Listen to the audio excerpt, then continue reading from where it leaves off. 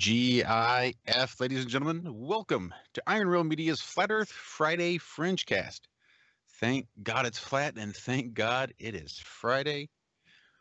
Whew, it's been a long, long week. You know what? These TFR shows tend to take a lot out of me.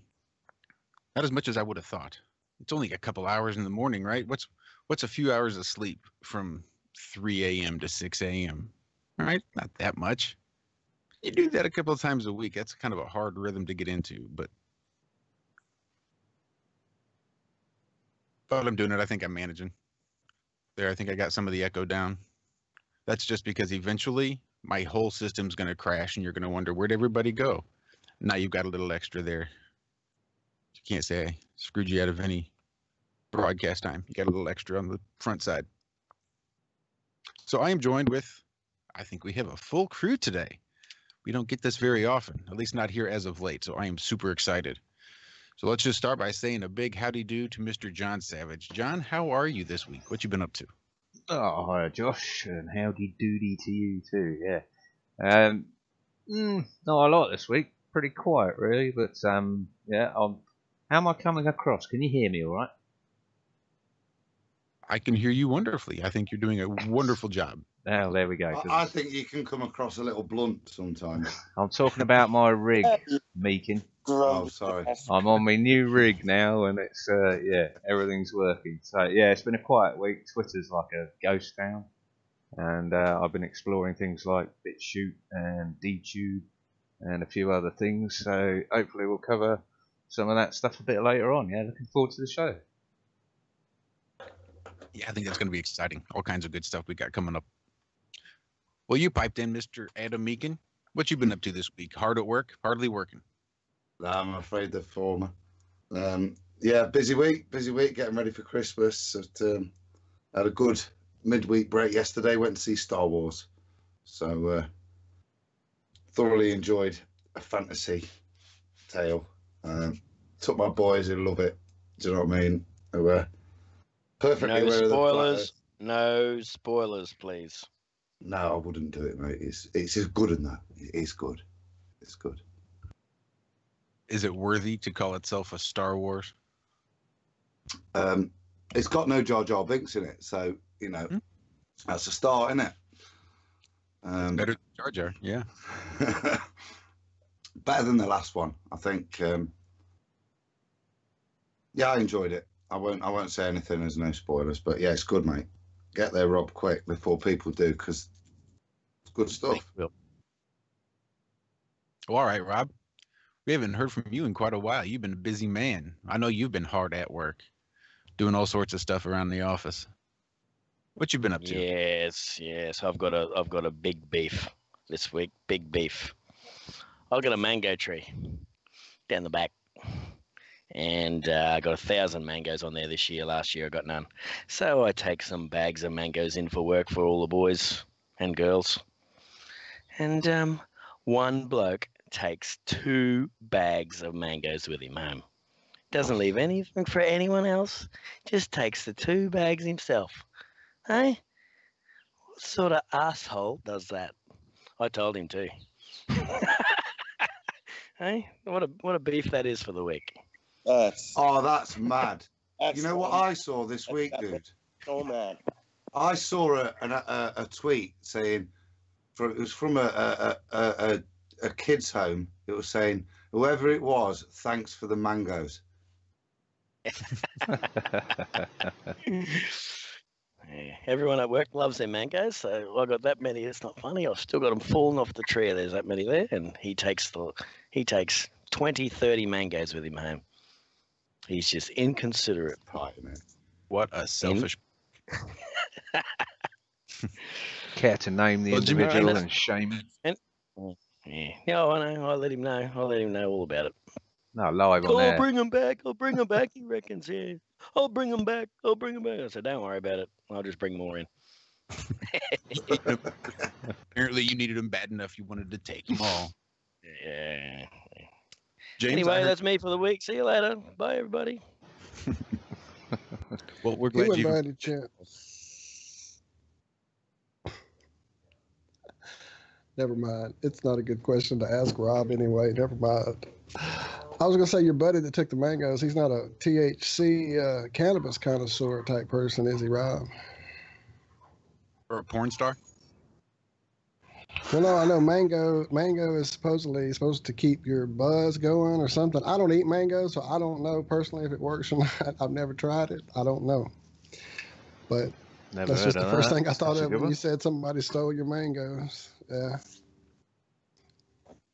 That's hilarious. I've got a health rundown there. You've got prevents cancer, apparently lowers cholesterol, promotes healthy sex. ... I should probably see what those dots follow on. Could be all sorts of stuff. Could be all kind of goodies. Good digestive aid. Absolutely. Helps fight heat stroke. As opposed to Well, on your head. unhealthy sex. Well, I Not suppose sure so. what's the clinical definition of that then, Mr. Meakin? I'm going to press the button. I have no idea. It No, was dot, you know dot, what, dot. John? If you want some time, we'll take some time off air, and I'll tell you the first 20 years of my life, what unhealthy sex looks like and what that consists of. Okay, Yeah, I look forward to It's that. perverse. Moving on. Moving on, we do have, well, Walt, you were here. James, you were here too. I heard you both pipe in. We'll start with James. We haven't talked to James in a little bit. He's always in and out, and I know he's been quite busy this week with a lot going on. James, how are you doing? Me, sir, sad, like a Jar Jar Binks, sir. I thought I'd throw that in there. It's a bad rendition. But no, hello, everybody. I was trying to sound chipper than John did. Howdy do to everyone as well. Not the greatest week, but yeah, change. The winds of change are about, and we're right in the middle of them. So probably won't say too much other than that lame Jar Jar impression. Well, that says a whole lot. And anyone that wants to lead with a lame Jar Jar impression, that's about as far as they should go. So I think that works out well. Yeah. Oh, I know change is in the air, and change is scary, but change is also good. You gotta tear down before you can build new. Now we're looking positive. James has got a new studio. Ooh, and a nice, great big studio too. Yeah. I wish mine was that nice. Good things, gentlemen. It's not how you start, how you finish. And we're back to the mangoes. Anyway, Walter, how have you been this week? I am doing wonderful, sir. I had a great show this morning with you, and I am still running on about my 12th cup of coffee. No, I'm kidding. I wouldn't do that to myself. But I have had a nice increased intake today of some caffeine. I found some extra little shots of espresso that I can add to my little home brew here. So I'm ready. I am ready. Sweet. Well, we've got a real laid-back show. It's not going to be as structured and formal as most of our other shows are. This one's going to be kind of laid back. It's just going to be us chilling, hanging out. We were trying to figure out what we should do today. How, what are we going to do for our show? And we wanted to talk a little bit about the moon, because we haven't gotten to do the moon in the last couple of weeks when we've meant to. So there's going to be some moon talk, I'm sure. But I think more importantly, it's going to be a lot of talk of sort of phase 2, or what. I mean, I think the title sort of says it all. The Earth is flat. And? All right, so now what? All right, so we've come to the realization that the Earth is flat. So what do we do with that? Right? Great, it's flat. There's no curve. There's no motion. It's flat. We get it. Now what? Because I think it's causing a lot of inner turmoil in a lot of flat earthers. And I think it's causing them to sort of turn on themselves, or causing flat earth to turn in on itself. And I think if we could learn to better use that energy in figuring out how we can positively promote flat earth, then we can avoid any sort of external takedowns, any flat earthers coming in trying to make it self-destruct, or any external people coming in and trying to, waste their time trying to poke holes in it. I think we have a whole lot of energy here. I mean, just in the 6 guys we have here, we had so much talent and so much to give, so much to put out there that we just had to do it. And when I look and see flat earthers, it's the exact same thing on a larger scale, only they just don't know what to do with all that energy. We're lucky enough to have created this platform for us to do this, and other people don't have that. Other people don't know where to go, what to do with it. So I think we're just going to spend a little bit of time today kind of talking about what we have in mind for each of ourselves kind of personally. We may sort of discuss a little bit where IronRealmMedia is headed and some of the things that we have going on coming down the pike. I don't know. This is hopefully, it's supposed to be a positive show because there's so much negativity out there in flat earth. There's all kinds of crap going on. We really need to get some more positivity. So that's hopefully what this show is going to be about. So that's just laying it out there a little bit. Fellas, feel free to jump in and shut me up at any time. It would be great. No, man, I'm enjoying it because I'm so used to having to like jump in when you don't have something to say that I'm glad you're just flowing, sir. You continue forth with that. I'm liking it quite a bit. And I concur.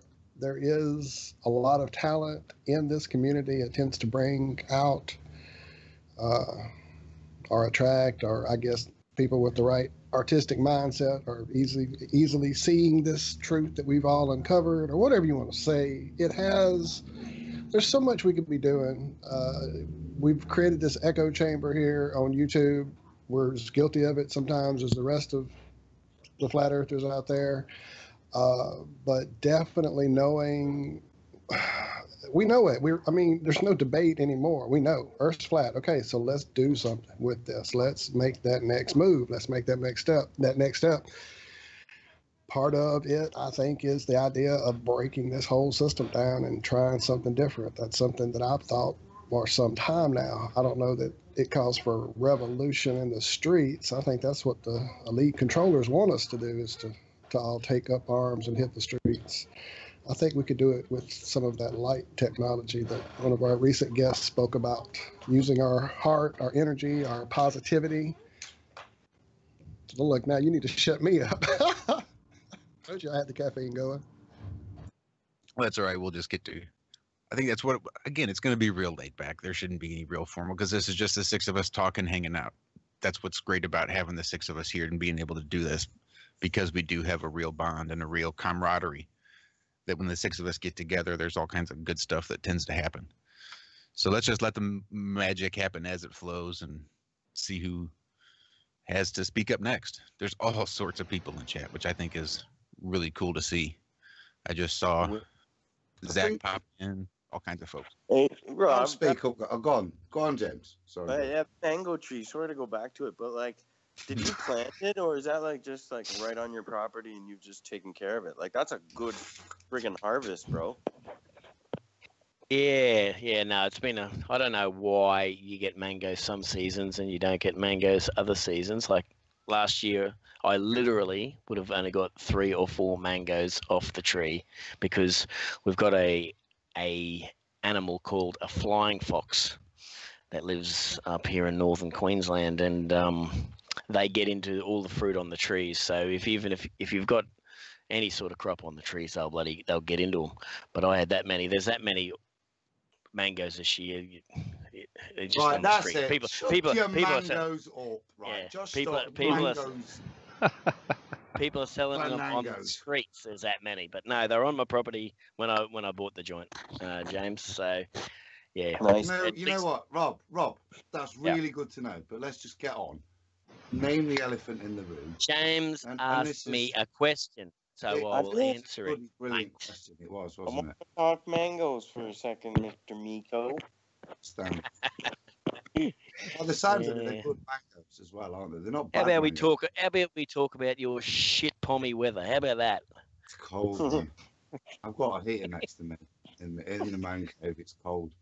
So I think it's pretty obvious to see that Flat Earth is getting really freaking bored at the moment, yeah? Mangoes. Let's carry on with Yeah, it Mango. started consuming itself. It surely has. Definitely seems to be bored as it turns on itself and begins to eat its own. So I think, When I yeah, start talking about mango recipes, is when we know we've hit the bottom. All right. All right. I've got a good one. We'll save that for later. Well, that'd be a first. Lovely bunch of cookies. Ooh, cheap. Playground. Adam Typical had Australia. something. Adam had some. Adam had some something good. No, I don't want. I don't want. Yes, I don't- yes, you did. Something. I don't We've want to got talk about it, shitloads and to none get of us through. do we?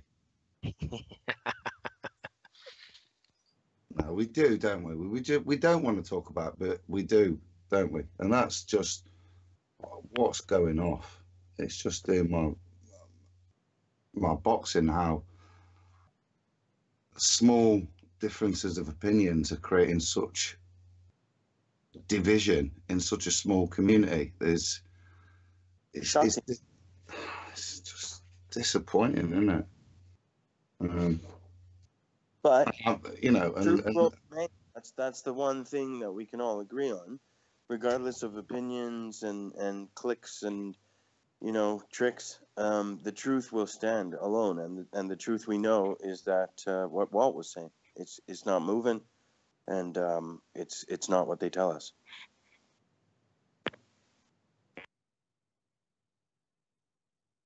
Yeah, well, I think in terms of that, just to let me rant a little, or not a lot. I don't know how to engage in the repair. I'm an old man, you know what I mean, in terms of the internet and stuff. And there's this internet world, and we've seen Timmy, who it seems reasonable behaviour for people to hack into things and do things and swear and shout at you in some ways, and it seems reasonable for other people to behave in other ways. Lots of different ways, none of which I would consider appropriate for me to conduct myself in. And these are the people that I witness offering the most criticism of other people's behaviour. And I find it very strange. It's not a reason I entered into Flat Earth. It's not something I want to engage in, either to defend myself, which is something I felt the need to do this week and won't, or to try and correct other people. I hope the Flat Earth moving forward, if I'm going to do my bit, and it seems appropriate, is to refocus on the Flat Earth. We know it's flat. What else can we do? For me, is the question, and that for me is hard sometimes. What should I do? What should I do? And what I try to do is go geeky when I'm bored, and I try to use my energy to read more. Whether that ends up being productive in the short term, I don't necessarily know. Sometimes some of the best things is also YouTube's great, and doing research on YouTube, not sitting listening to gossip, not necessarily sitting listening to live hangouts, but listening to other people who've gone away and done work. And there's an absolutely fantastic one this week, guys. It was one of the things I put in the chat, and that was from Good-Times-4-all. And it doesn't prove anything, but the research that's gone into it to stand there and postulate the electric field stuff and the future experiments that it could lead to, but the opening up of that segment of understanding, I think is great. And they're the sort of things that I'm looking forward to do, and hopefully maybe stumbling across something that is really significant. But like with the video I just alluded to, I don't know if Good-Times4all's in the chat. He was previous weeks, but He really great. Yeah, really wicked video. It doesn't prove anything, but the opening up of that kind of way of thinking. Can you give us a rundown, Adam? Absolutely...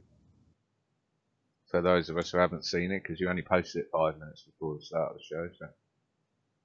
Yeah, so it's to do with the way a charged particles behave in different environments, and what it's discussing a spherical model, an infinite plane, and then a finite plane, and it postulates experiments, or the idea of a way you could use this information and this known information. I think it's Gauss's, excuse my ignorance, but Gauss's, is it law? It's not a law. So it uses solid, predefined information and confirmed information to actually postulate future experimentation, which you can apply in terms of suggesting the shape of the plane in which you're interacting with. And there's a lot of work to get from that kind of postulation, but to open up that way of thinking and looking at that field specifically, that little specific little niche that people are working in, that probably would never have thought of applying all the years of research that people have done into this and applying it to the shape of the Earth. I think that's a great way of actually starting to spread. And one of the reasons it saddens me that we are starting to be diverse is because it's diverse, quirky things like that open up really big doors.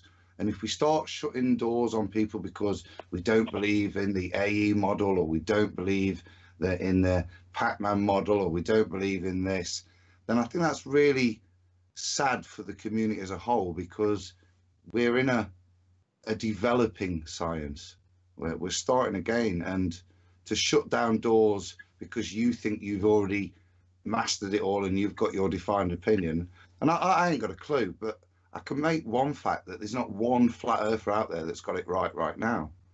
So Adam, I think, sorry, just cut in. You're having a boo there, man. But God, you know what I hear when you say that is that it really calls to us as IronRealmMedia and as individuals, as a team, that we've been doing this for almost 2.5, 3 years now, to maintain that sort of original Zetetic principles that we all founded this on, which is all those little areas coming together, researching the past, going through old encyclopedias, doing experiments, staying neutral when it comes to the fighting, and being creative. I mean, James, yeah. I thank you for that link, and that's the next bit. Literally, other than doing that, is to actually, myself, as you've seen me in the past, is to start to go out there.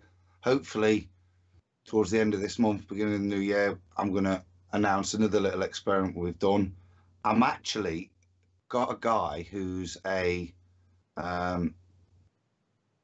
works for Rolls-Royce and deals with the engines themselves and how they function and stuff. And I'm getting a bit of confirmation from him. It's doing his head in.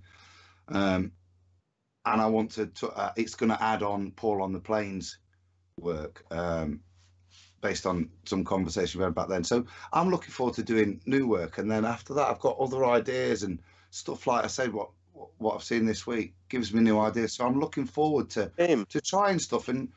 But yeah, I'm prepared to fail. I'm prepared to go down a road, spend hours doing it, and it mean nothing. There's nothing wrong with that. And prepared to challenge myself into new creative ways. So I'm a video guy, right? I mean, your experiment, I mean, we can be whatever we want. But me personally, Adam, I'm looking at new creative opportunities on YouTube with the message. What other areas have we overlooked? How can we present the information differently? I don't want anything to do with the riffraff, chit-chat bullshit. I don't think any of us ever did. So the onus becomes more, now that it's boring and quiet, for us to keep doing what we do and be creative.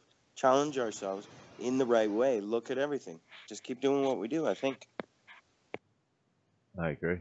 And going back to that Good-Times-for-All experiment, from the brief moment I sort of skipped through it just before the show, would I be right in saying that he's sort of trying to highlight the the different way electromagnetics would work away from the surface of a flat plane as opposed to the surface of a sphere, and that there was some sort of hypothesis made that it would reduce from a plane as you go higher, and it would increase from a sphere as you go higher.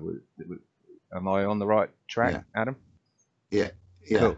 And that's empirical. How cool is that? Actually, empirical is the wrong word. I saw a definition of it, and it means bullshit, apparently. I'll get back to that. It's not just empirical. Because he uses a finite plane as well, and he demonstrates how, even with a finite plane, once you get to the point where the finite plane is equivalent to the peak of a ball, he demonstrates that then the finite plane starts to behave like a ball. And that's the really important, interesting thing, because we're trying, for our purposes, pretty much we're dealing, I think, finitely in terms of what you'd start to measure. And even if it isn't, you could make that rough assumption, there will be some tail off. But in terms of, if you were able to get an experiment that would differentiate that thing and be able to measure it, it is actually a really plausible thing to demonstrate whether there is curvature or not. Yeah, I agree. Brilliant. And that was the thought. It's just it's just something I never thought of. It's something I've heard of, but like I say, it's more about how you would apply that sphere of science to the flat Earth. And I think that it's that kind of way of thinking that we don't lose it. Well, maybe if Gudtims4all is around, we could get him on a bit later, because from what I've seen from his work, I really enjoy it. He stays zetetic. He doesn't get involved, from what I've seen, in any of the gossip and downsiding or labeling of people and that sort of thing. So yeah, I don't know. Maybe we could, if he's around a bit later, we could get him on and explain it, because that'd be awesome, or even watch it. Right. I'm going to finish my bit and then I'll be quiet. The last bit is actually in my real life, not this internet life. It's to really carry on. I had a couple of great experiences today, but it's to carry on sharing, not preaching, but wherever bloody possible, slapping flat Earth into a conversation, and not directly flat Earth, but moon, any sorts of conspiracy that can lead people to a reaction. And like I said, I don't try and force it down to people. I like to try and open up a conversation and maybe leave people with stuff. And that's like I said, do your employees know what you do, Adam? Oh mate, yeah, they're not flat earthers, but they're like with you guys. Luckily I'm the boss, mate, at work. So but I was talking, right, so the Rolls Royce guy I'm talking about, it's one of the girls I work with, her husband. Okay, so, and he's a doctor and in terms of aerospace engineer, whatever it is, posh Rolls Royce stuff. But so I really value his opinion, but I'll chat with them. Do you know what I mean, about all this sort of stuff? And that's how, he gets irate when I'm suggesting stupid things. It's good fun. Do you know what I mean? But yeah, I chat with them all the time. Some are interested, some aren't. I don't go and preach to people. I don't make them people stand there. But like today, with what I'm talking about with Paul on the plane, I sat chatting with Charlotte and just explaining it, because I want her to talk to her husband about it. And she agrees with me. She said, I've already spoke to him once and I can't understand this. So we were just chatting today. So it's about bringing it into mainstream conversation, not preaching to people, but actually, if they bring it up and actually interacting with people and trying to spread it in a positive way, not necessarily. Adam, tell him your mate challenges him that he can't make a gyroscope that can register 15 degrees per hour or less. I've had him. He's not having gyroscope. I mentioned that in today as well, because obviously the artificial horizon's important in all aeroplanes, however it functions. But yeah, I'll that would be good fun, wouldn't it, if you could just tell him he can't, and if he's any sort, is he an engineer or is he hands-on, or is he a sort of desk guy? It's senior management. So it's So he's got flunkies been- below him. been He all could the just way. walk out into and just say, "This guy told me we can't. We're Rolls Royce. We can't build a gyroscope that's accurate enough to measure, let's say, 5 degrees per hour. Go on, guys, in your lunch hour, knock it up." John, I shall pass this bit of the evening on. So Go put for the it. message official out to Raw. No, you do it. You seem to have a much more I've just said it. eloquent description of what you want. I just said it. Yeah. A mechanical gyroscope that it can run on a motor, no problem, as long as the motor or anything has no bearing on how the mechanical gyroscope functions. So it has to be, balanced, obviously, but it has to be sensitive enough to measure at least 5 degrees per hour. Yeah. You're hilarious. Adam talking about how to break it nicely to people, and you're like, challenge him, tell him he can't build a gyro. He's from Boeing. He should be able to knock one up in the lunch hour. Anyway, that's my suggestion. Yeah, and I think James highlights the point of what I'm trying to say is it's a more softly approach. I'm not talking about in terms of there'd be nothing wrong with writing a letter, but when I see him at junior football, I'm not going to go up to him and go, "Build me that gyro." Do you know what I mean? I think actually the more successful way is what we're doing now is asking people to think for themselves and giving people, rather than telling people, and this is what I was trying to allude to, is to leave people with something to think about, not leave people with a fact you want them to believe, but to leave them with a challenge. What a challenge, one of like the make a dads at gyroscope. Notice I didn't mention flat Earth either. The best one, I think, is just get me a picture of Earth. Just get me a picture of Earth for next week, and then, because there's no point, you know what I mean? Get me a picture for satellite, mate. Honestly, and then I'll know what you're on about. Yeah, just give them don't tell people satellites are bollocks. Yeah, just get me a picture of a satellite, mate.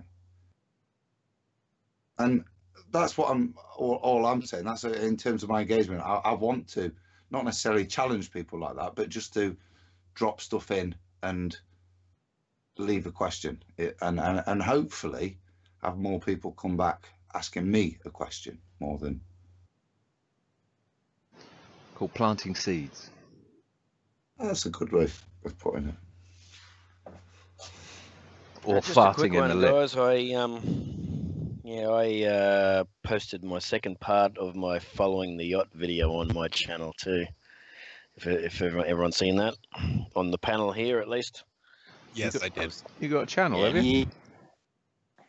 Yeah. It's got about 50 million subscribers at the moment, and yeah, it's pretty good. It's pretty good. A blue moon. No, Blue Moon might be bullshit. I think James. I think a yellow one, an orange I one. don't know. Yeah. So is there any features on mangoes on that channel? I had to laugh because we have the same camera, so when I hit the button, I'm like, wait a second, blue? How's it red? Oh my goodness! So on our cameras, on the B700, there's actually like a little knob that changes all the colors. So the thing is, James, what I didn't understand is because I took 2 photos, would have been 3 to 4 hours apart, both blue. Now, I'm pretty sure that you have to actually move it to that setting to make it go blue. And I didn't physically. Yeah. That I knew. I took another photo the next night of the moon, and it wasn't blue, and I didn't change any settings, so I didn't have to change it back to normal or anything like that. That's what I still don't get. How I've taken 2 photos 4 hours apart of the moon being blue. I think I did do it, so I'm going to have to wait for another full moon, and I'm going to take a photo of it, and I'm going to set it on the blue to see if it makes it look exactly the same as the last one. Yeah. But, I don't know. I don't understand how I did it, but I think I did do it like that, but I don't understand how. No, but I mean, in all cases, I've seen a blue moon. I mean, so I mean, it could be that you got something that looked like a blue, or it could be the button. But we should test it together again. I just thought it was funny because I was all excited that I thought Are you. we showing Rob's blue moon? There. Yeah, I'm grabbing it now. I'd rather you didn't. I'd rather you didn't. Oh, it's blue. I'll put a copyright strike on you if you do it. What if it actually was That's blue? not. Yeah, that doesn't I meet know. community Yeah, guidelines. Let's not have any of that. Until you go take a picture of something and put it on the blue setting and then take it off the blue setting and, you know, make sure that's exactly what happened, then what if it was blue? I gave you my argon theory. Yeah. I just don't understand how I would have done it. It's just bizarre to me how that happened, because I've never done that before. I've never moved that. I don't touch that setting because it throws everything off of the colors, so I don't ever touch that. Exactly. It's just bizarre. I don't know. I'm gonna have to wait another 15 days till I see that full moon again, so I can take a photo. Well, that's a good thing for us, though. Hey, Rob, this year, I mean, one of the things I'm going to be doing is learning how to use my camera, man. Like getting more time with it, learning the settings better, because that can improve what we did in the last year with our cameras. So. No, going back to the following the yacht too. So I've got a second part. It goes for 9 minutes. You can hear me and the kids. I've actually got one of my kids practicing zooming in and zooming out as well. So it's a bit all over the place, but you can clearly see. So I've filmed that boat for a good 20-25 minutes heading out, and I've got I actually found another 30-second part, another 15 minutes on top of that where I've picked it up as well. So it's a good half an hour. I don't know, it couldn't even be an hour spread between when I first started filming it to when I last started filming it. But you can see the size of the sail, and you can see the sail mirroring. You can see the sail turning, so you can see a full sail, but you can see it mirroring as well. But you just go through that. It's for me, it's proof that the boats don't go over the horizon following it for that long. I'm only about 4 feet off the water. And I take it you couldn't see it by eye. You couldn't see it with the naked eye. I probably could have. Would have been squinting, but. Do you know how far away it was at any point? I reckon at its furthest away would have been at least 7 or 8 miles away at its furthest. Got to pop off for a bit, guys. Got some thing on the way. We'll see you in a bit. You reckon? You have fun. That's pathetic of you, Rob. So, when you're going to get your mate with a boat? The last marker is about 8 miles out, and I think it's further than that out. Well, about the same, yeah. But I've got to post that last video as well. That it's another 15 minutes. But how fast does a sailboat travel? Yeah, exactly. Yeah, it was Unless windy you got that day. someone on there. It was windy. It was windy that day. And where is it? You can see, I think in one part of the building, in one part of the video, I scroll to the left and I take a shot of Magnetic Island, and it's got a fairly new building that's been built there, and that's 7 miles away, and it was further out than that. That's sort of how I gauge how far it was out. It couldn't even be further than that out. And yeah, that's 7 miles from where I was standing, and it had gone past that. You don't know anyone with a boat? That'd be handy. Living by the sea. I do, but thought I had it all lined up, but I think he's fallen out with his next door neighbour who has the boat. Yeah. No, you need a good boat. You just can't have. I've got plenty of mates with dinghies and shit like that, which is a small fishing boat, but you need a good one. You need to be able to stand up. You need something that can go out sort of 10 miles and come back, which has got a GPS reader on it, so you can take readings from GPS, because we know they're pretty accurate, you know, near the coasts anyway.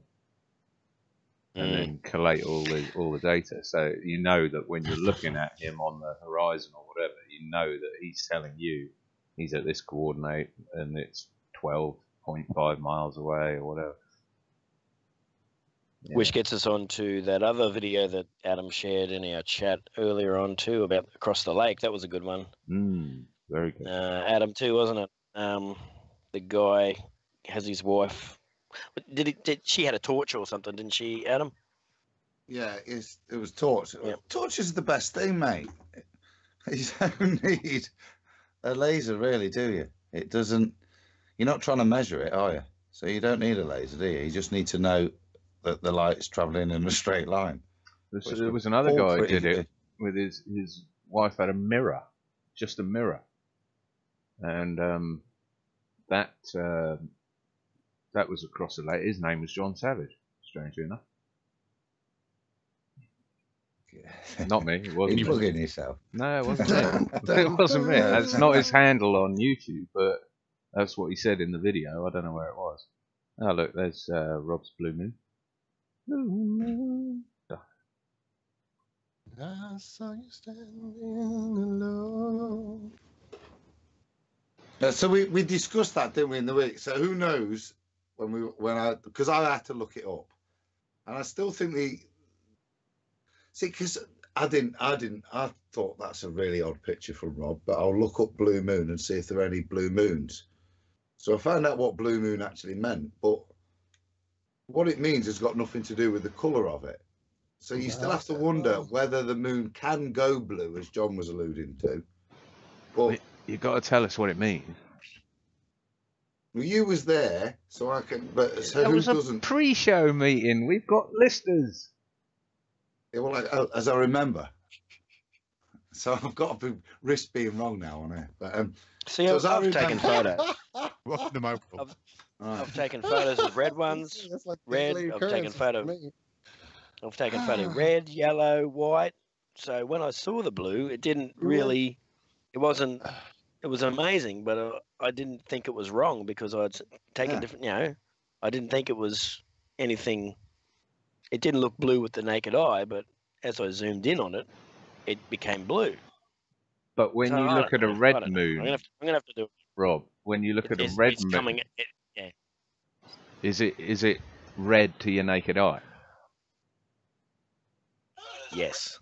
There you go. That's yes. That's it is if there's an eclipse happening. But it was. Yeah, and the yellow is usually coming up above the horizon, so that's why I didn't want to even really talk about it until I could. Yeah. Well, even with the naked eye, you do see different tinges to the moon on different nights. So when I saw it, I thought, well, he is on the other, you know. Yeah. The sidestep was nice. I'll help you, Adam. A blue moon has to do with the occurrence. Oh no! Wait, if you want me to repeat, we'll do so. No, I didn't want you to be wrong.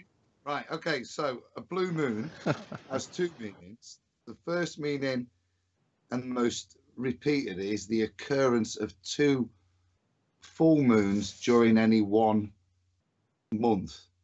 And that's a calendar month, not any other form of month, which precludes February from ever being able to have a blue moon due to the lunar cycle being 29 point something.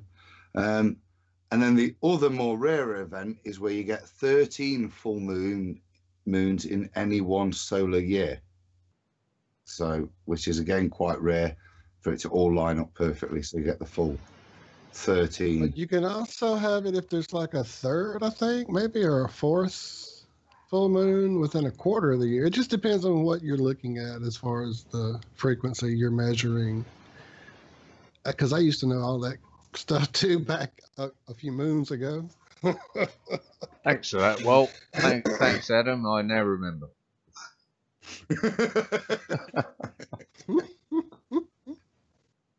Funny. Seems So, like Walt, there is something to do with color, though. I'm gonna go find out. Let me go dig for a moment. All right. I was gonna bring up your JFK stuff, Walt. That you the Zapruder film. Did you want to talk about that? I'm not having that. I'm not. No. Yeah. I'm not having me have to go and give a spiel and nobody else get a mugging like that. Get out of here. Mugging. You're not on trial, mate. We're having a relaxed hangout. So, are there any fires or anything like that going on around you over there, Rob? Like, do you guys have any wildfires or? No. Oh, left their ringers on. That's No. me. You know I'm gonna have that. That's my shout out to Rob. My goodness, I'm very popular today.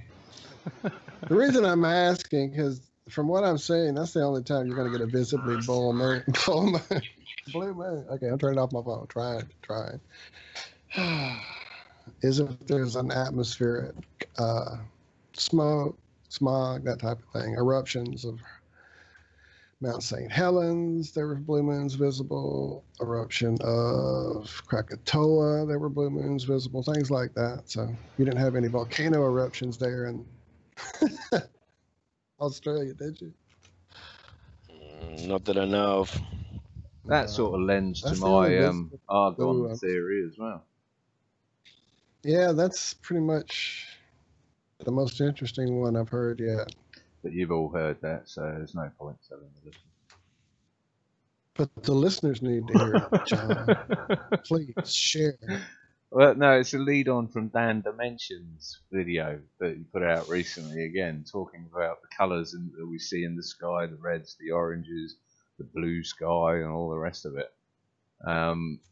It's a theory, you know, when you electrically excite argon, the noble gas that makes up something like 1% of our atmosphere, then it naturally glows blue, you know, sky blue.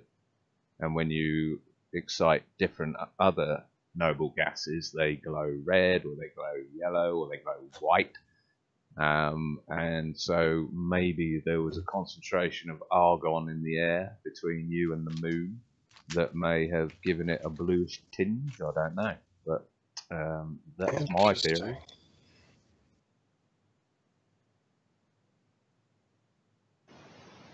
The Dan like Dimension video is it very, ties into very the whole interesting. electromagnetic. Yeah, Dan Dimension nailed it on another one. Maybe we could play that in the background. I don't know.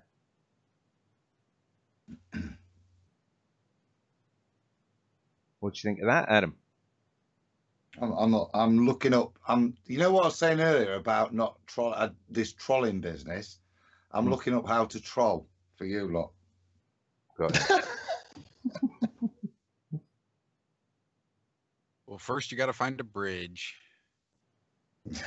Now there's a You gotta video. pay to the play. troll toll. The troll toll. Apparently, after the eruption of Krakatoa in 1883, the moon appeared blue for nearly 2 years. Wow. That's interesting. I wonder how much argon comes out of a volcano. That's exactly what I'm looking up next. Got in my head, John. It's research on the fly. Over to you, Josh. Who do you think's holding Hospital Dan path. Dimension video run in the background? Over to me. Yeah, Rob, searching Dan Dimension. Right. I put the link in the links room. Recently? Yeah. Well, on Wednesday after we discussed it. Probably the only link that's been added in months. No. Now, I saw earlier Zed's in the chat. Has he not got a comment on Blue Moon in terms of causative effect? It was a camera failure, not a blue moon. Oh, Get so off it's of just you, Get you off of it. screwball. See? Get off of it. Yeah. You don't know I'm that, probably Rob. You could have. 99. I'm probably 99% sure it was a balls up from me. Well, I'll tell you an So, easy way just to forget check it is to search Blue Moon on that night in Twitter or something. You know, if you were the only one that snapped it, then yeah, it was probably your cock up. Yep, that's right. Can we get over it now? Well, we can learn from it. So it was Rob's mistake. Is that what we're agreeing? Trial and error is what makes up science. So to be ashamed of trial or error is wrong. You know, there's a lot of people bagging other people for their failed attempts at experiments and repeated attempts at failed experiments, but that is what essentially science is. So we have I'm to gonna go get my camera right now. I'm gonna go get my camera right now, and I'm gonna put it onto the blue setting. Then I'm gonna turn it off and turn it back on and see what happens. I think that's good, because we really do need to define whether this is the sort of error that requires ridicule or not. How's your cricket team going? They're rubbish. They're bloody rubbish, pal. Yes, I don't think that helped. Okay, so what I'm seeing so far, John, is that in most cases there isn't a very huge amount of argon being released in a volcanic eruption. However, in certain areas, higher amounts of argon gas has been detected in rocks that later, under stress, released amounts of argon from eruptions. So maybe it all erupted so much into the atmosphere that it was hard to detect later or something. I don't know. It's still something I'm digging into, but that's the first mention I've seen of it so far. Generally speaking, it's just I'd say logic would tell you, though, that unless it was like a local event, you know, it was just Australia that saw the blue moon, and if it was a worldwide event, then and also predictable via calendars, you know, so it's literally a name then rather than a feature. But you've got to wonder why they would call it a blue moon, you know, what and all these other different names they have for moons. I mean, there's hundreds of different names for moon phases and moon this, that, and the other. Yeah. John, how long was it a blue moon for after the Krakatoa event? 2 years. 2 years. See, that's really interesting, isn't it? Because that's suggesting an equilibrium. Let's just hypothesize that it is argon that came out. For whatever purpose it is, it doesn't really matter what you define the colour changing thing as. But what it defines in terms of a dynamic environment is either a very, very slow mixing within a confined environment, or a really slow diffusion out and back to the same equilibrium, which to me is plausible from a flat plane, which gives you lots and lots of excuses, and you can get lots of possible outcomes because nothing's known. But if you apply that to a ball model where the atmosphere is supposed to be held, the reality that it would diffuse and release the argon back, and so that equilibrium out into the vacuum would come back to the same relativity to give the moon the same thing isn't sensible, is it? It would be. Does that make any sense? It's gone quiet. It did. I'm just turning on my camera again. It's on the it's on the blue setting. So I've turned it on, and it's on the blue setting, so it remembers where you are. But I took a photo the next night, and it was on the normal setting. Curious, took a white moon. Yeah, I don't know. What colour was it the next night? White. Well, then yeah, it's just normal. It was just good, normal. You know, just good science, Rob. I don't know. I reckon it was the blue. Yeah. Well, okay. Well, a volcano erupting.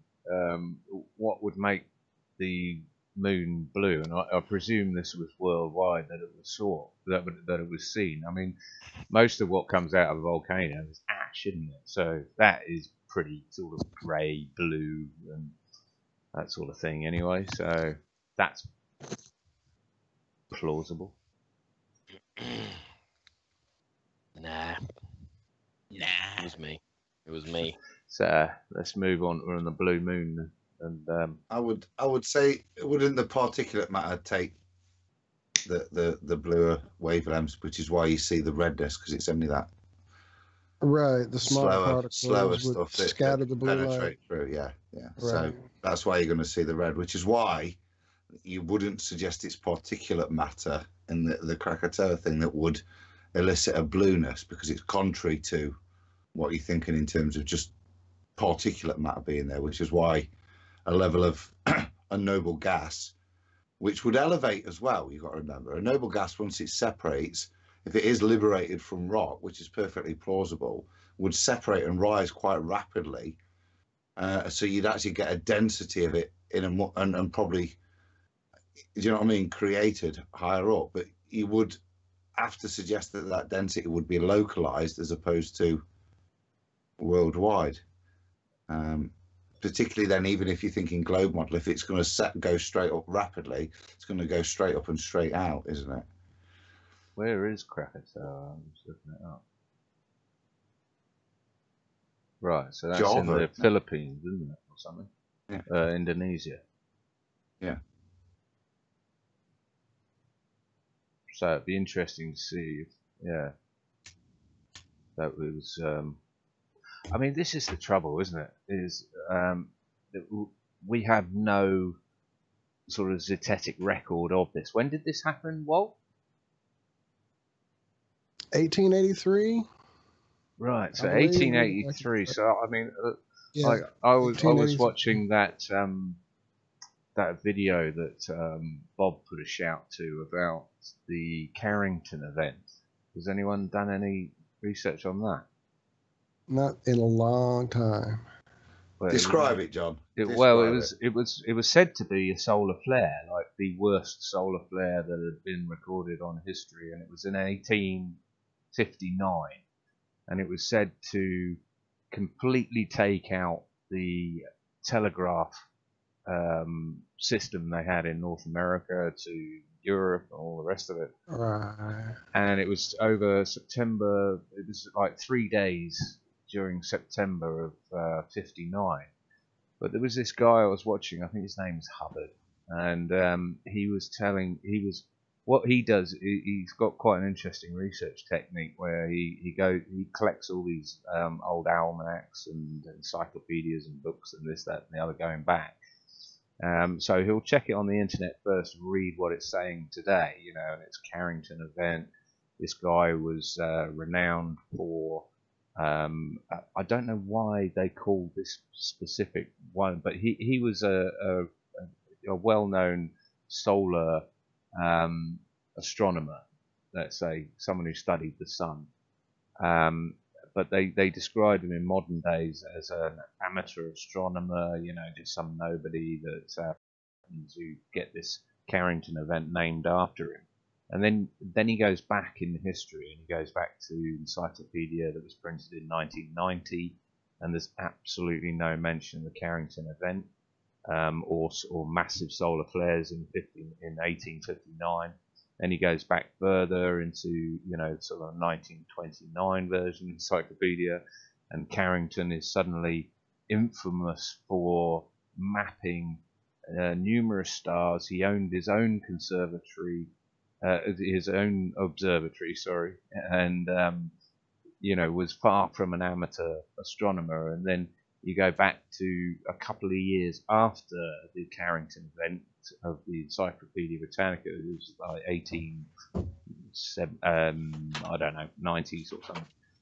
And again, it lists loads of solar events, massive solar events that the sun exploding and this sort of thing, but absolutely no mention of the Carrington event. So this blue moon thing, with Krakatoa, we don't know. I mean, in my lifetime, I've never seen anything like change for 2 years or whatever. There's been some pretty hectic volcanoes going off since I've been alive, and we just don't know if this is more bullshit fed to us by the history changes. The only thing I'm seeing recent There are just vague mentions in 83 and the El Chican, Mexico volcano. There were some blue moon reports, and then a couple in 1980 with Mount St. Helens, but nothing lasting 2 years like what they're talking about for 1883 for sure. And yeah, I do see the definite confirmation that more commonly after a volcano eruption are reports of red moons because of the scatter of blue light because of the dust. So there we go. Does make more sense, yeah. I think my point is that we can't trust history, and one good way of litmus testing it is to keep hold of these books. I mean, I got encyclopedia. I got 14th edition Encyclopedia Britannica set, which is it's about 28 kilos or something in total, and I got it a year ago for 30 quid on eBay with postage included. Now that's the important thing, because if you've either got to pick it up or pay 150 quid postage to get it to you. But this was postage included, and 30 quid. But they're invaluable. I mean, they're massive books, and they can be used to just recheck history. Like this, Hubbard. I'll see if I can get his YouTube channel. I'll leave it to it.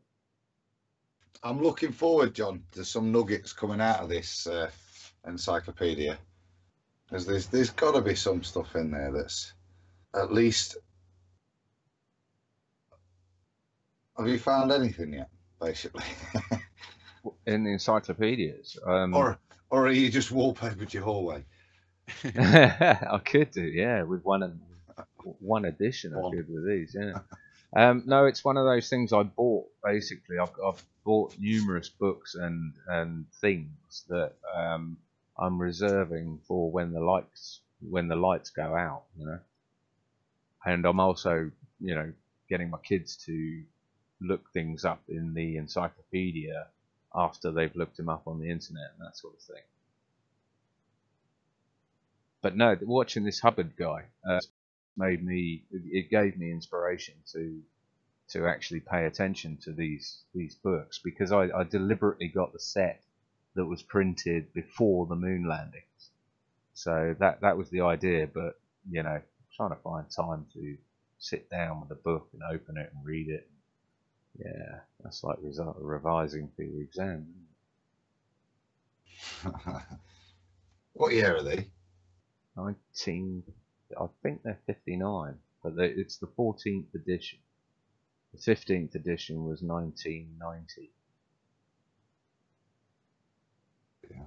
So what link was I looking for? Oh yeah, the Hubbard.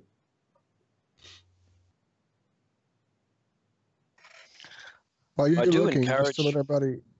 Go ahead, Rob.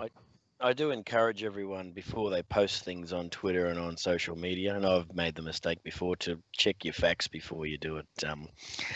A guy, he tweeted the other day, and Nixon's making the phone call to Neil, and in the background is a Earthrise still shot photo, and he said, "How could it be in the background when you know, the phone call, you know, they were only just landing on the moon?" And he'd had hundreds of retweets on this thing, but I explained to him that Earthrise video was just one of the lunar modules. Apparently, of course, it's apparently lunar module just skimming the top of the moon in 1968, a year and a bit before the moon landings. And he went, "Oh, well, okay then."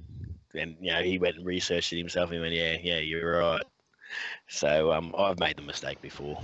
There's lots of things like that. You go out on, you go out on a limb and you go, "Wow, look what I found! Look what I found!" Just make sure, he thought it was a photo, but it's not a photo. That's a still shot of a video that he's taken there. But it was, it looked really, really good at first sight, but no, it's a bit wrong. But we know they didn't land on the moon anyway, so. Well, coming up next year in 2018, in January, there's going to be a calendar blue moon.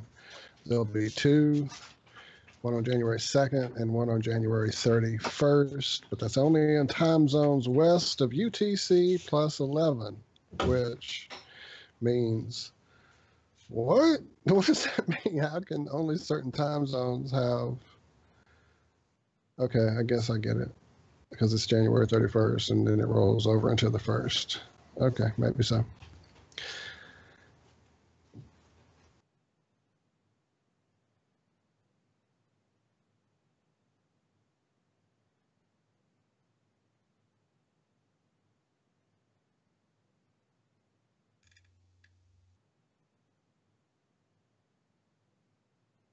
Anybody out there? Nope, this is radio. I'm digging it. All right. Well, it's like 10 after 5. You want to do a break in about 20 minutes? Yeah, when we do come back, I want to continue a little touch on the moon because of that story we talked about this morning on Truth Frequency about the lunar eclipse, the very selective lunar eclipse coming up. So we'll talk about that after our break. Just a quick one too. I saw a tweet earlier on, and I just thought of it just then. If anyone's a really good researcher out there, it'd be interesting to know if Captain Cook ever mentioned a globe in any of his logs. I don't know if any of you guys have ever read any of his logs, and I know I haven't. It's not what I do. But wouldn't it be interesting to go through all his logs and see if he ever mentioned? Sounds like a job for an Australian researcher. No, you. No, we know there was an article in 1901 about an American teacher that was trying to teach the globe, and was going to court or getting ridiculed or something he was going. So Captain Cook's around the late 1700s. He's doing all this stuff. It'd be interesting to see some of his logs and see what he was talking about in regards to that. What do you think? Well, he's going to use to get there. He's going to use standard navigation, isn't he? But do you mean in terms of when he talks about how far he's going across? Does he use the word globe or across the world or the earth? Yeah. Does he ever use the word globe? Yeah. What terminology was he using in his logs? Yeah. Did he use plane? But it'd be interesting to. I'm sure he's got hundreds of probably logs that he's used over his time. Yeah, that. Good that idea. Sounds like a job for. Good idea. Yeah.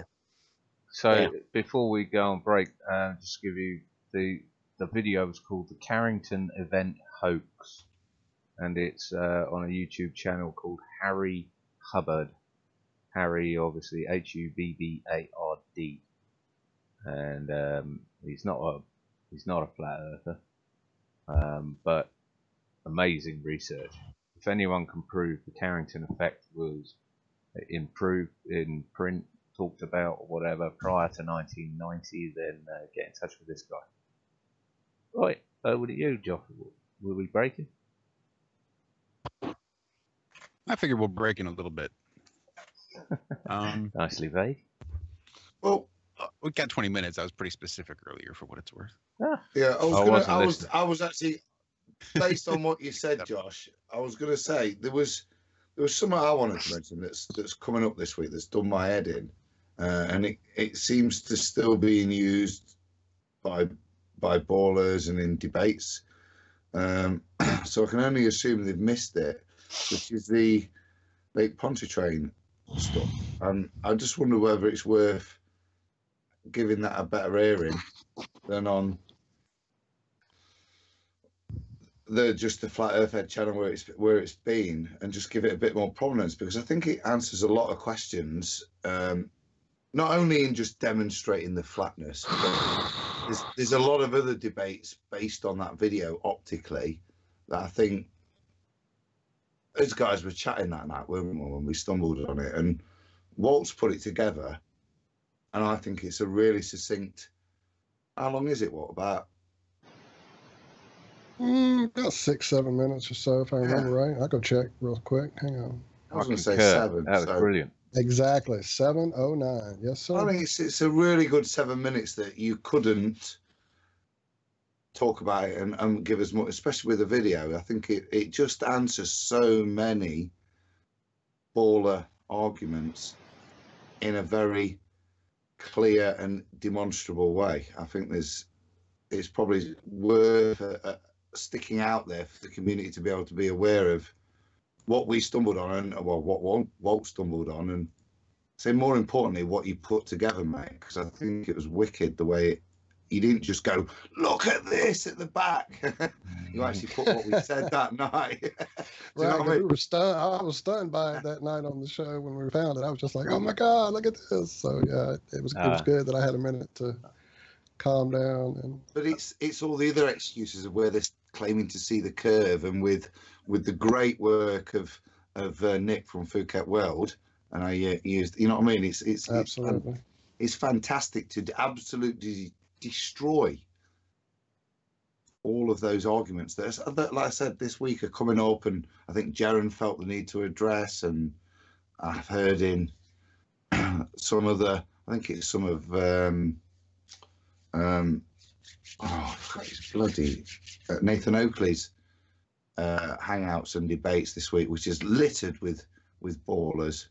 I think it's stuff that they keep citing, and I think it's worth showing. So can we put that on instead of me keep saying it's worth showing, even though it is worth showing? Yeah, I concur. I think it was great. We can line that up. Josh, is that something you can do without dropping us off? I know you were having some issues with your system as we went into the show a little earlier. Are you guys going to want to watch it, or have you all seen it and I can just show the listening audience, the watching audience? No, just show the watching. It's fine. I'll watch it again. Just put it on my phone. Will we hear the sound? Yes. Guys, Flat Dead here. Cool. Hope you're having a wonderful, amazing day. Got a little something interesting to bring your way. Of course, this is all part of IronRealmMedia. I can't take all the credit. Our buddy Josh had a lot to do with it. But here's my question for you. Have you been trying to convince your friends the earth is flat? Have you been trying to convince family, colleagues, neighbors? And suddenly they're hit with the Soundly effect. That's right, these fake videos taken out on Lake Pontchartrain Causeway showing a curve. I mean, it's a curve. You see a curve. I see a curve. Your buddy sees a curve when they see the video. So sure, they're done. Earth's not flat. It's curved. Well, you know what I say to that? Ha! That's what I say to that. Look, it's done. We're over it. It's been debunked so many different ways, but this is about the best I've seen. Phuket Word has done an amazing job here, showing us how easily Soundly is faking these videos with his trick of perspective, his trick of angle, his way of cheating to get the correct view that creates the illusion on the flat surface of the earth that there is a curvature. Now, the curvature that he's showing you is only 3 miles away. That's where the horizon line, quote unquote, starts. But yeah, that 3 mile away curve, that's how it starts. And the earth is what, 25 miles wide? Not 25,000. Okay, look. As you see at the camera lowering here, the horizon line starts rushing towards you. You get the instant mirror banding in the distance, and look at that curve at the end. As the lovely fake apparent horizon line starts mirror banding off of the true horizon line. You see what's happening there? Driving down those long roads, you see that mirrored surface ahead of you. Well, this is what happens. This is what it creates. This is the Soundly fake illusion. And as we zoom in, I mean, you see the fake curvature at the end, and there's the actual surface of the horizon, the eye level, where it's truly ending, and that's the apparent horizon caused by the mirror band. So, this is one way easily that Soundly has now been soundly debunked. I've already offered to meet him out there on the causeway and have a camera off, if you will, to show that I can show straight every time he shows a curve.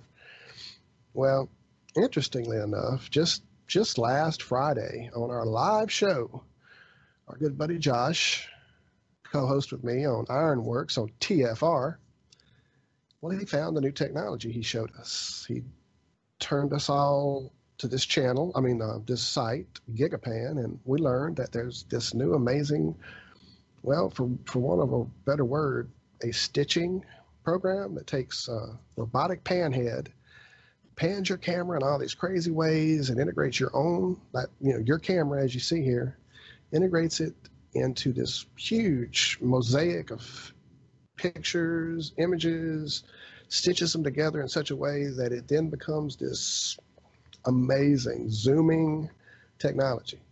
Now, as you see here, we have the ball earth. Sorry. Now, here we go with a fisheye lens apparently attached. I would guess a GoPro. Being up that high, they probably wanted to put something sturdy. But look at the zoom you can get with this thing. I mean, granted, technology, stitching together images, not quote unquote true zoom, but it gave me an idea. It gave me a brilliant idea. I decided to go to an area I know and look around for landmarks I could recognize and get some distances and maybe see, what we could see. Well, not only did I discover that this is pretty amazing technology. I mean, you can zoom in. We're here at the Westin Hotel in New Orleans, and we're zooming in just to kind of give you an idea of what this technology can do. And all I was trying to do was see the Superdome, or maybe find another hotel I knew that I could get a distance and say, there should be this much curvature, blah, blah, blah. But lo and behold, as I played around and scanned around, and what's this I see? Is it perhaps the Lake Pontchartrain Causeway? Oh, it is. Look at that. And do I see a curve or a hump or anything? No, I don't. I'm seeing a completely straight surface. I panned around and got to the beginning to see, where it would start. And as you see, that's it. You can't really see anything past it to the left. It's covered up by the tree line and distance and perspective and atmoplane and all these things we talk about. But as I scan through here, you're going to see absolutely no curvature. There's none. Straight, flat, no humps, no hills, no arches, just a flat bridge. World record flat bridge. Go look it up, Google it, Lake Pontchartrain Causeway. It's in the record books. Is that? No, that's not the curve. That's a hotel. I don't see it. I don't see. Oh, wait. No, that wasn't it. That was just some cars. Uh-oh. I may be wrong. Is it curved? Actually, no. It's just a hump. A natural hump made in the road purposefully. I think we'll call that Cheater's Hump, Louisiana from now on. And I'm going to get that put on Google's map. I will do everything I can to get that put on Google Maps. But as I continue to scan through, you see absolutely no hump, except Cheater's Hump. No arch, no curve. It's flat. It's flat, folks. Sorry. Flat. That's it. Soundly. Well, oh, more curve. This is Liar's Arch, Louisiana. And you notice how he always has the video panned out to the length of the shot. He never goes down and shows you the whole process of zooming to that fake curve he's showing us. Anyway, I found this on Friday and was just excited, wanted to get it out there for you guys. It took me a minute to get this assembled, but I just wanted to kind of show you all the fakery and then some of the great debunking, and now this ultimate debunking. And, since we're in New Orleans, there's one thing we can always say. Our good old buddy Emerald, bam! All right. Thank you, guys. Keep looking up. Keep looking out. Flat Earth Head. I love you. Brilliant. Oh, we love you. I love you guys too. That's awesome. I hope you've got the words Soundly and Pontchartrain in the title of that video. I do. Good stuff. I do. Good stuff. And in the tags. Has anybody gone back to check to make sure Cheater's Hump is still there on Google Earth? It's actually not. It was gone the second day. I think Vagabond actually might have been the one that left me the note in the comments to tell me that it was already gone. But I did take a screenshot. I'll find it somewhere and send it over to you in a minute. Can we get the link Yeah, of that video in the description? Surely.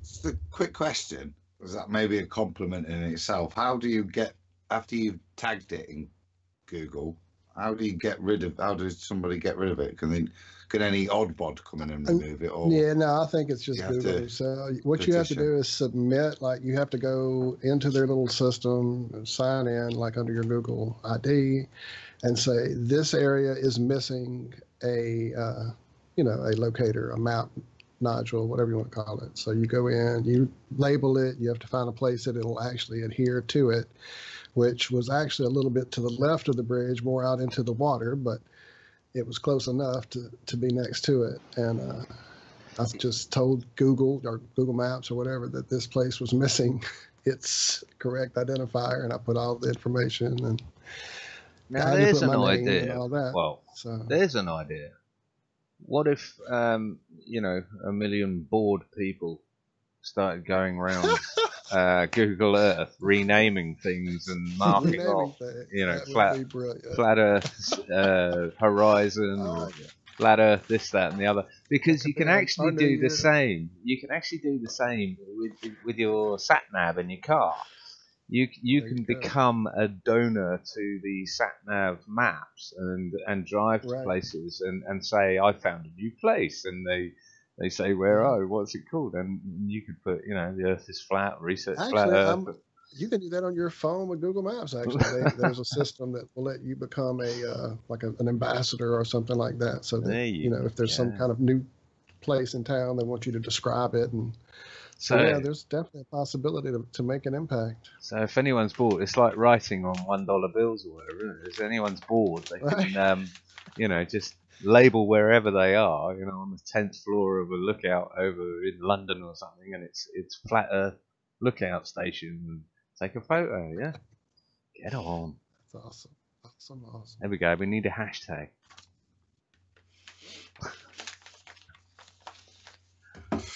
Hashtag geomapping. Flat geomapping. Geo flat mapping. I'll shut up now. I like it. Hashtag mangoes for all. Yeah. Yes. Hashtag mangoes are not flat. Mango is probably about the most accurate description of the oblate spheroid peroid thing that they think they're sitting and spinning on, don't you think? Because a mango is sort of egg shaped. Maybe, yeah. Since you insist on talking about mangoes, I thought I'd Well, at least delve into it. I was going to say, instead of mangoes, John, what's for you after flat Earth? Now you know that the Earth's flat. What's next for you? What's your plans for next? Is this a payback hospital pass here? Because I flummoxed you earlier. You go on, Meakin, get in there. Poor old Josh, he's sinking. Poor lad, help him. Go on, Meakin. And then everybody else runs off. Shocking. Well, I mean, I'm primarily I'm looking to get off anything that is mainstream. So Twitter, YouTube, any of their search engines, anything to do with them. Basically, I'm unofficially, personally boycotting all that crap. So I'm looking at alternatives that are based on peer-to-peer, multi-redundancy networks that can't be centralized and censored and taken out. And that's where my focus is going to go to try and highlight these platforms that are, all technology can be used for good and for bad. All the technology we have at the moment, those smartphones you have in your hands, there's hundreds of pounds worth of tech in there, and it's given away to you, free with petrol tokens or whatever. There's a reason for that, and we need to take this technology back, and we need to use it for good, like the Bitcoin, the backbone of the Bitcoin, the blockchain technology, which is being used by sites like BitChute, maybe not BitChute yet, but DTube, and a few others, quite a few others. I put a tweet out earlier, but this is technology that it spreads the redundancy out. There is no centralization. It's completely decentralized, so there can't be a clamp down on it, which is why, coincidentally, governments cannot stand things like BitTorrent, which is what BitChute was named after. So that's roughly where I'm looking at in the near future, is to relocate myself onto a different platform that is a little bit more secure and unbig brotherish than Google and Twitter and all the others. There you go. There's a lot of bits in that, a lot of bits, and I've heard a lot of bits on IRM recently and stuff, and cryptocurrencies and stuff. Yep. And I'd like to give my opinion, because I've heard a load of stuff from a lot of people, and that ain't my opinion. And I just think, in the interest of balance, sometimes it's worth just gobbing up for no reason. I don't know if you want to jump, John. Before you jump in, I just want to say that BitTorrent and BitChute and these bits, WebTorrent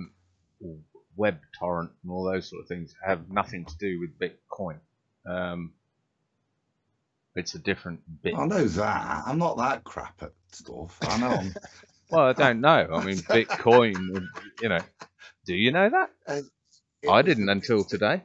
I thought BitChute had something to do with Bitcoin and BitTorrent. I signed up at first. I did, yeah.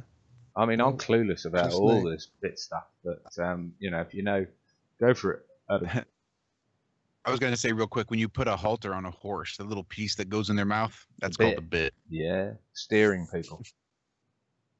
Or maybe not people. Sorry, Freudian slip there. Oh, interesting. Sorry, now go ahead. That's all I had. If my mum asks for some cake, she only wants a bit. There's lots of meanings for bit, but in terms of the bits I was alluding to, it was generally in the interest. I've heard a lot of positive stuff, and I don't argue with all that stuff. But I did want to say that, from my opinion, if I was going to put any money in anything, I'd stick it in physical metals. I know that in 5 years' time, it's going to be worth at least what it's worth today. I heard a lot of people talking, and there was a lot of people on that seemed to be talking as if we were speculating. And I think all of this Bitcoin and all of these sorts of technologies are fantastic if you're in the market and have the capital to speculate. But I think if you're like me and you want to put your money somewhere, I would stick it in a physical thing that has an intrinsic value. Cryptocurrency at the moment is valued basically, from my opinion, on its ability to provide anonymity.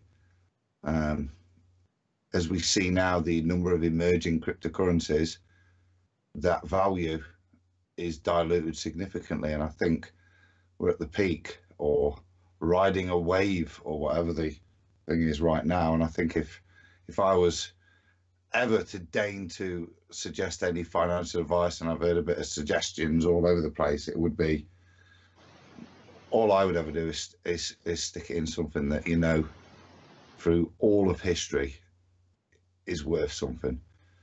I'll butt in there, if I may. I'm not going to talk about Bitcoin or anything because, quite frankly, I don't know enough about it, and it's quite a polarizing topic. But I would say I don't think there's anything that you could say is going to be worth more tomorrow or in 5 years than it is today, even gold and silver. I think that would be my first bet, Adam, absolutely, because that's predominantly been used as currency, as money in the past. But I would say not a lot of us have got money to put away into metals, precious metals, all that sort of thing. If you have any extra cash, I would say the most important thing to have is a bank of food. Eat what you store, what you eat, and eat what you store. A water filtration system. Imagine your current situation in the worst winter or the worst summer without electricity, and how that would be more bearable. So you'd have sort of army survival sleeping bags, woolly hats, gloves, that sort of thing for the winter. You'd have you'd be surprised how, if you look up how to make an air conditioner on YouTube for under $5, you'd be surprised how easy that is. But basically having the essentials, the water, the food, the warmth, and cool, and a shelter over your head, that sort of thing. Those sort of things. Buy that stuff first, is my opinion, before you invest in any sort of precious metals or bitcoins or anything else. Oh, I agree with that. I was just, like I say, wanted to hear my opinion that I'd have loved to have given a week ago, but let's say it's all about balance, isn't it? And we all view things in different ways. I wish I'd got some bitcoins when they were 50p a bitcoin. When I was looking at it and couldn't figure out how to do it, you know. And that's generally how I view those sort of things. I do view it as a stock market thing, and I don't. Las I wouldn't invest in that. Las Vegas is full of people saying, "I wish I'd." But no, what made me pipe up was you saying that gold will be worth more in the future than it is now, and I tend to agree. But however, you know, who controls the price of gold? Up until recently, it was the Rothschilds themselves, and now it's been, so they say, you know, third party out. But who owns most of the gold is another thing, which is why my preference would always be silver over gold, even though it's more, you know, voluminous and cumbersome, but it's less controllable than gold is a very, very small commodity. There's a reason that silver has become vatable and is vatable. It's because there's a historic ratio, isn't there? I'm not going to quote the numbers, but I know it is. It's an all-time low. There's always been, whatever the value, there's always been a very similar ratio between gold and silver, and that disparity is 17 to 1, I think. Yeah, and if you look at those sorts of gambling things, you know, that's the big sensible thing. The use of silver, it's exploded in, so, you know, in, you'll probably know more technology stuff, but medically its use is all over. We've extolled its virtues from a more alternative health point of view, haven't we? Do you know what I mean? And showing people how to make it colloidally. But historically, that's the place where I think, if you were, again, it's a stock market thing, but the point I was trying to make is it wasn't what's your money going to, what can you accrue in 10 years time. My point is, it's a gamble, all of that. There are two things that I would suggest. That I can buy X amount loaves of bread with that much silver in today, and in 10 years time I know I'll be able to buy at least that amount. Yeah, the reality is, if you look at the stock market position, as I alluded to there, it's probably going to be more, unless it's still artificially suppressed like it is now, but I would suggest that. Well, I think you hit the nail on the head. It's a safe bet at the least. Yeah. It is artificially suppressed, and I mean, there's been rumours recently, or I say recently in the last decade, that they're hiding trillions of tons of gold. Now, if that actually got into the mainstream and became an accepted news item, you can imagine what that would do to the price of gold, wouldn't it? I mean, it would be like if it was mainstream knowledge that diamonds were completely worthless bits of carbon, then the price of them would drop to the floor, and the price of gold would drop to the floor. That's what I'm talking about, is the fact that they can still manipulate the gold market by just saying, there is actually, we've been hiding it since Second World War or whatever, trillions of tons of gold, and who's going to prove them wrong?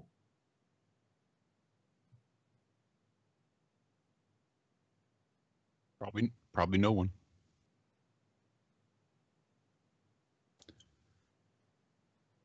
Well, shall we call it? Shall we do a little break? Yep. Sweet. Cool. I could do with a little song. I've got it queued up.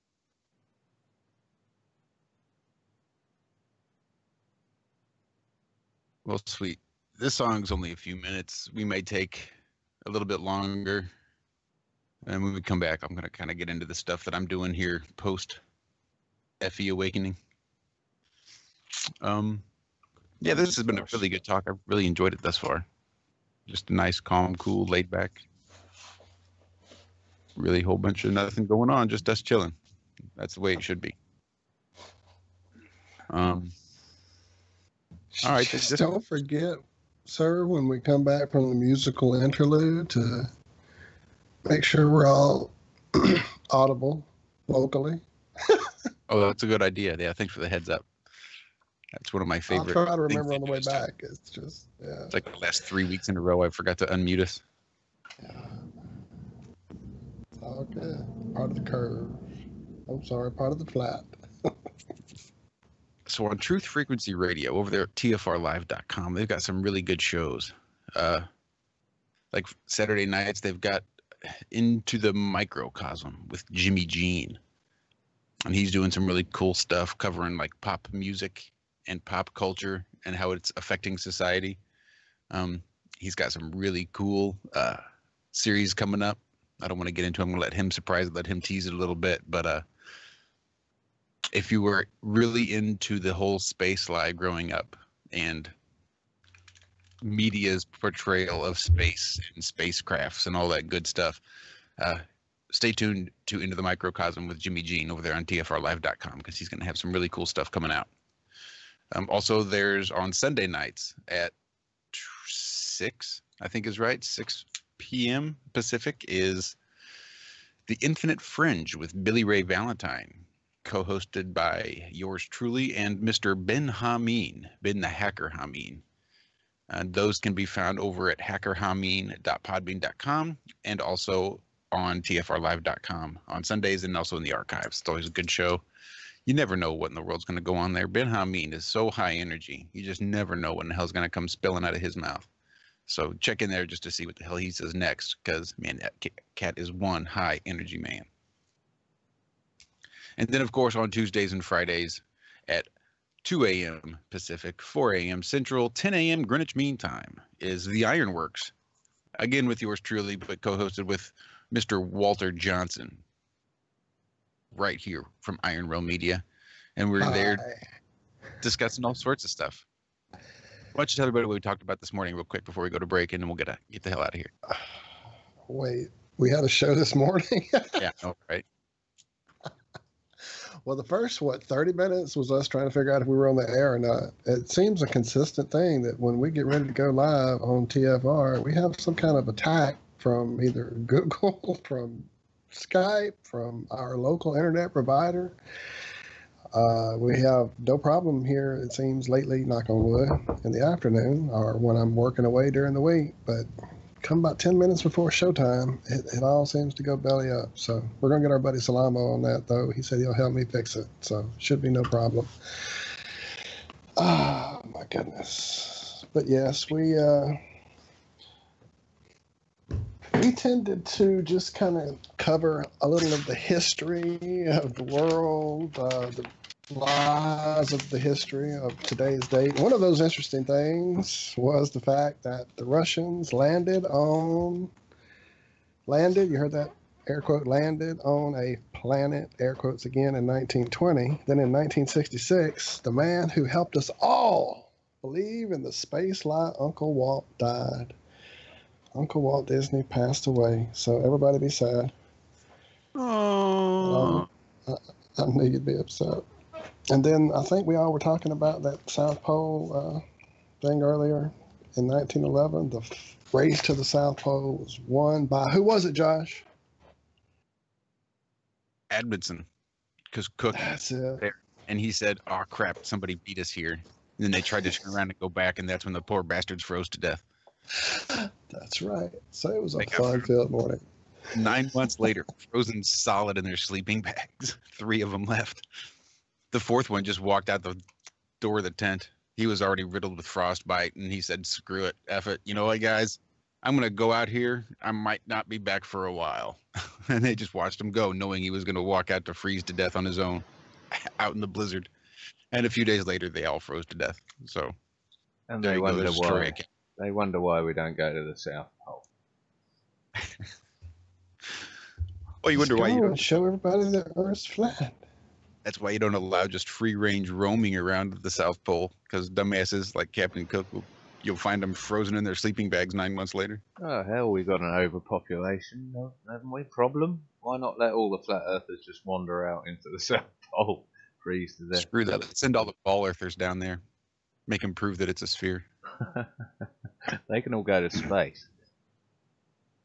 There you go. Even better. Even better. Send them up into space. They go to the moon, and we go to the South Pole. Yeah.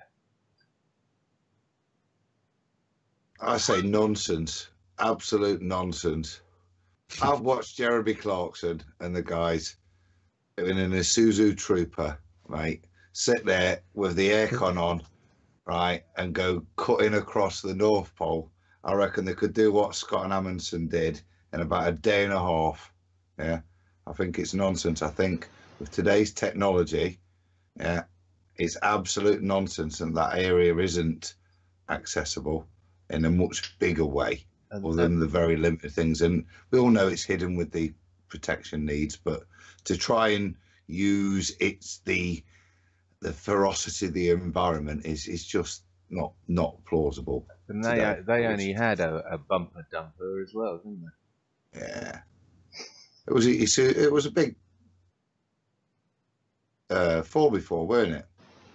It was a Toyota Hilux with big tires. Ah, that's the boy.